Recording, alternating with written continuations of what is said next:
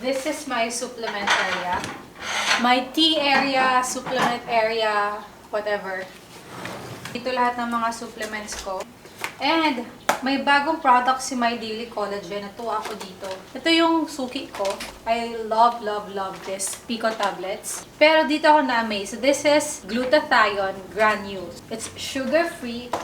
And ang sarap niya. So, meron na itong My Daily Collagen na drink. This is mango flavor. And nung hinalo ko to, actually, hindi ko alam kung anong flavor. Pineapple pala siya, kaya pala bagay. That makes sense. And then, nilalagyan ko rin ng creatine, isang kutsarita. Ganyan. Para isang inuhaman lahat. Basta masarap siya. Yun yung point. Kaya siya masarap pala kasi mango and pineapple.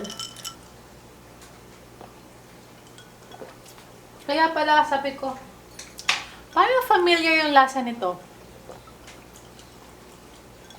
In fairness. Isa lang yung pinadala nila, which is 5 sachets lang. My Daily Collagen. I need more. Kasi parang gusto ko itong i-everyday. Oh! Meron pala siyang gluta, collagen, vitamin B2, L, cysteine, and glycine. Wow! This is good. Vitamin B2. Nagba-vitamin B2 na ako eh. Pwede pa kaya yun? Oh, this is my Pico pala. Nagpipiko din ako at least 4 to 5 tabs a day. Para pag may pimple ako, mabilis mawala. Like right now, meron akong pimple dito. Kasi na-stress ako nung isang araw. So, ayan. Ooh! Actually, di ba nag-seafood kami? Dapat mag-cake ako. After nito, nainom ko to, parang hindi ko na kailangan mag-cake. Satisfied na ang aking sweet tooth. Kaso lima lang. Dudugo nyo naman.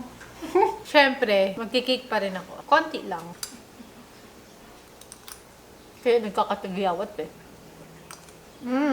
Hi, Tom.